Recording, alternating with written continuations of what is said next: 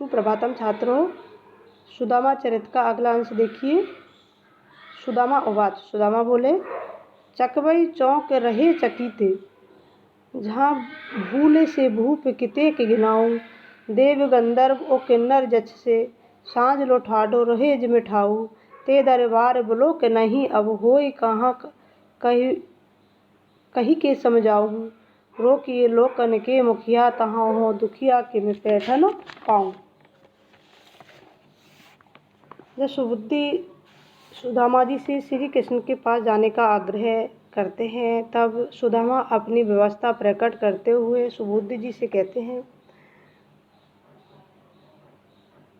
सुदामा अपनी पत्नी से कहते हैं कि चकही चौंक रहे चकिही ते।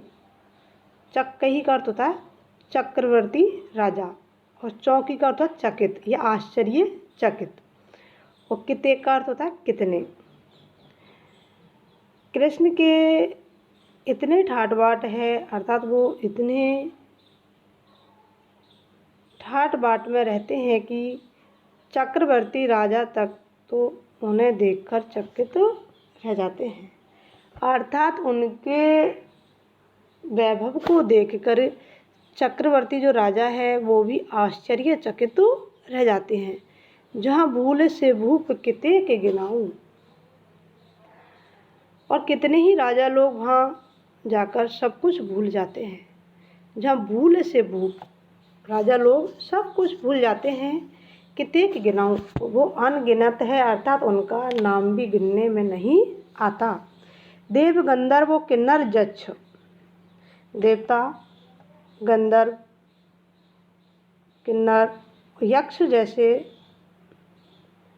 शक्ति संपन्न भी प्रातःकाल से संध्या तक वहाँ खड़े रहते हैं, लेकिन सांझ लो रहे ठाडो जुमे, यानी कि सुबह से और शाम तक वहाँ खड़े रहते हैं, परंतु उन्हें कृष्ण से मिलने का अवसर नहीं मिल पाता। अर्थात वो इतने व्यस्त रहते हैं कि उनसे मिलने के लिए लोगों की कतार लगी रहती है और वो सभी से मिल नहीं पाते हैं। इसलिए कहा ना, सांझ लो ठाडो रहे जिम ठाडे, ते दरबार बिलोक नहीं अब, तू ही कहाँ कहीं वे समझाऊँ। कि तुमने अभी तक श्री कृष्ण के दरबार को देखा नहीं है। ते दरबार, उनके दरबार को बिलोक नहीं है, अर्थात देखा नहीं है, इसलिए तुम मुझसे वहाँ जाने का आग्रह करती हो। जबकि उनसे मिलने के लिए तो बड़े बड़े राजा, देव गंधर्व यक्ष किन्नर आदि सभी ही खड़े रहते हैं, लेकिन वे मिल नहीं पाते हैं। फिर मैं तो एक गरीब ब्राह्मण हूँ, वो मुझसे कैसे मिलेंगे। इसलिए तुम उनसे भेंट कर मतलब उनसे मिलना कितना कठिन है, इस बात से पूर्णतः अनभिज्ञ हो। रोकिए लोकन के मुखिया, तो हो दुखिया के मैं पैठम पाऊँ। उनके पास जाने से बड़े बड़े राजाओं को रोक दिया जाता है, फिर मैं तो एक दीनहीन गरीब ब्राह्मण हूँ, मुझे वहाँ कौन अंदर जाने देगा। अर्थात मैं साधारण गरीब भला आदमी वहाँ कैसे प्रवेश कर पाऊँगा। जब बड़े बड़े राजाओं को वहाँ जाने से रोक दिया जाता है, तो मैं दीनहीन गरीब वहाँ कैसे प्रवेश कर पाऊँगा, और कितने दिन मुझे उनसे मिलने में लग जाएंगे, इसका तुम्हें अंदाज़ा भी नहीं है। फिर सुबुद्धिवाच पे सुबुद्धि क्या कहती है, देखो। भूल से भूप अनेक खरे रहें, ठाडो रहो तिम चक्कई भारी। देव गंधर्व किन्नर जच्छ, रोके जे लोकन के अधिकारी। अंतर जामिते आपहु जानिए, या मानो यही सिख आजू हमारी। द्वारिका नाथ के द्वार गए, सबते पहले सुध लेहे तिहारी। जब सुदामा ने अपनी यह आशंका व्यक्त की कि श्री कृष्ण से चक्रवर्ती सम्राट देवता तक आसानी से नहीं मिल पाते हैं, तो फिर मैं कैसे। तब सुबुद्धि जी कहती हैं भूले से भूप अनेक खरे रहे। भले अनेक राजा भूल से खड़े रहे हैं और बड़े बड़े चक्रवर्ती सम्राट भी वहाँ खड़े रहे हैं। देवता, किन्नर, यक्ष तथा लोकों के अधिकारी भी वहाँ रोक दिए जाए। रोके जो लोकन के अधिकारी अर्थात लोकों के अधिकारी भी वहाँ जाने से भले से रोक दिया जाए, किंतु भगवान अंतर्यामी है और वो सबके मन की बात को पहचानते हैं और तुम्हारे मन की बात को भी वो पहचानेंगे। और क्योंकि तुम उनके परम मित्र हो, वे आपके बारे में स्वयं ही जान जाएंगे। यह मेरी शिक्षा है या मेरी भगवान के संदर्भ में दृढ़ता है। इसलिए आज तुम मेरे सुझाव को मान लीजिए। मानो इससे कि आज हमारी मानो मेरी इस शिक्षा को तुम आज ग्रहण कीजिए।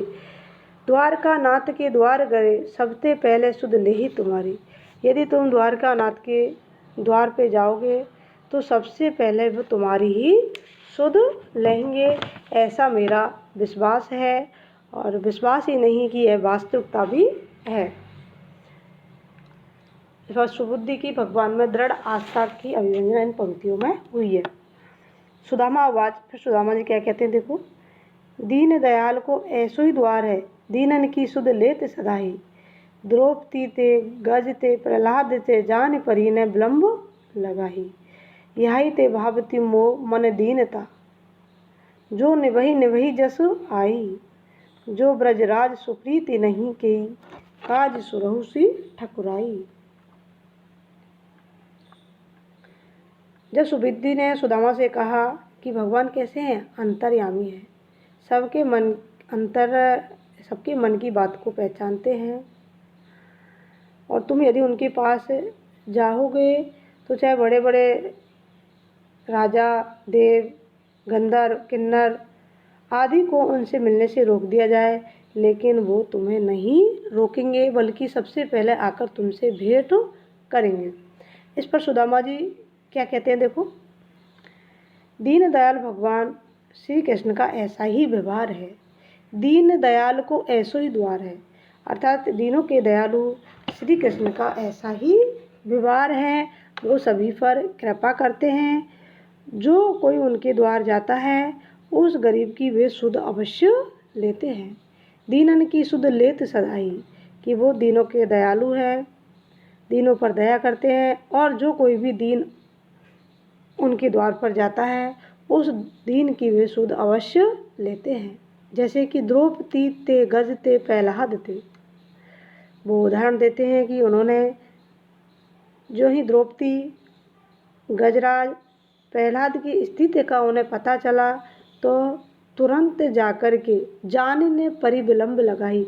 एक पल की भी उन्होंने देरी नहीं की और उनकी विपत्तियों को दूर किया था।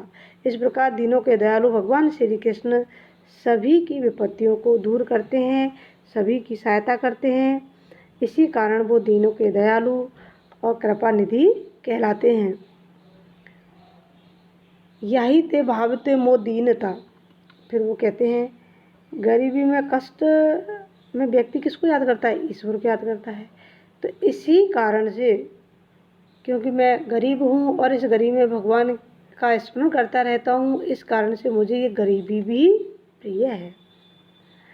और भगवान कष्टों से पीड़ित व्यक्ति की सहायता भी करते हैं। सुदामा जी कहते हैं कि जैसी भी स्थिति है और जिस स्थिति में हम अपना जीवन व्यतीत कर रहे हैं, वह जीवन भी मुझे प्रिय है, क्योंकि इंसान को हमेशा संतोषी जीवन व्यतीत करना चाहिए। इसलिए संतोष एवं निर्लोभ रहकर किसी से भी याचना करने की जरूरत नहीं है। जो बिरजास सो प्रीति नहीं की, काज सुरेश ठकुराई।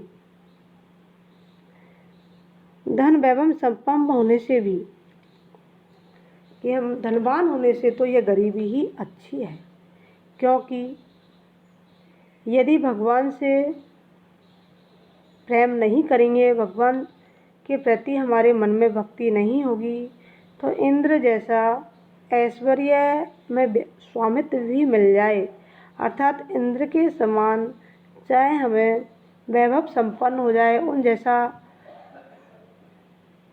जैसे त्रिलोक के स्वामी चाहे हम बन जाए, लेकिन उनमें भी आनंद की अनुभूति नहीं होती जिस आनंद की अनुभूति भगवान की भक्ति में होती है। सुरेशहु का अर्थ होता है इंद्र। ठीक है। सुबुद्धि उवाच, फिर सुबुद्धि बोलती है, फाटे पट टूटी छानी भीख मांग मांग खाई, कि हमारी जो दीनता है वह अति से भी परे है, उसका वर्णन करना भी मुश्किल है। हमारे कपड़े तो फटे हुए ही है, हमारा जो घर है, जो छप्पर है, वह भी पूर्ण रूप से टूटा हुआ है। भीख मांग मांग खाई, और भीख मांग मांग कर हम क्या करते हैं, अपने पेट की अग्नि को शांत करते हैं, अर्थात हम भीख मांग कर भोजन ग्रहण करते हैं।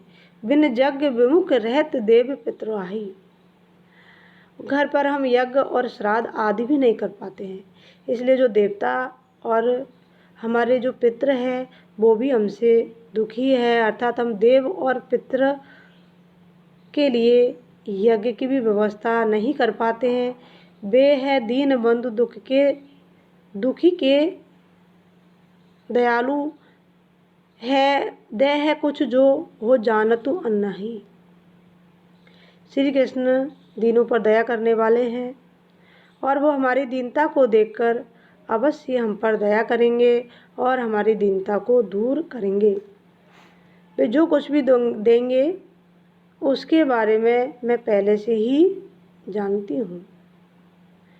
फिर भी द्वारका तक जाने में, हे प्रिय, आपको इतना आलस्य तो नहीं करना चाहिए, अर्थात तुम्हें उनके पास जाना ही चाहिए। द्वारिका लो जात पियो अरसात तुम्हें, अरसात माने आलस्य, काहे को लज्जाई भाई कौन सी विचित्र रही है, तुम्हें वहाँ जाने पर लज्जा क्यों आ रही है, इसमें कौन सी विचित्र बात है कि दीनों के दयालु है तो हमें उनके पास जाना होगा क्योंकि हम दीन है, जो पे सब जन्म या दरिद्रता ही सत्ता ही तो पे। यदि इस प्रकार हम जीवन भर हमें यह दरिद्रता सताती रहेगी और फिर भी कृपा के भंडार श्री कृष्ण हमारी रक्षा नहीं करेंगे तो यह हमारे लिए बहुत बड़ी लज्जा की बात है। कौन काज आयु कृपा निधि की मित्राई, फिर तुम्हारी और कृपा निधि की मित्रता का क्या लाभ होगा, अर्थात हम यदि इस गरीबी से ऐसे ही त्रस्त बने रहे हैं तो तुम्हारी और श्री कृष्ण की जो मित्रता है वह व्यर्थ होगी। सुबुद्धि गरीबी को अच्छे कार्य में भी बाधक मानती है, क्योंकि गरीबी के कारण एक तो हमें भीख मांगकर खाना पड़ता है, दूसरी ओर हमारे जो पितृ देवता है उनके लिए हम यज्ञ की व्यवस्था नहीं कर पाते हैं तो वो भी हमसे प्रसन्न नहीं हो पाते, अर्थात हमारी जो भक्ति है उसमें भी एक जो हमारी दरिद्रता है वह बाधक है और इस बाधा को हम श्री कृष्ण भगवान के पास जाकर के ही दूर कर सकते हैं।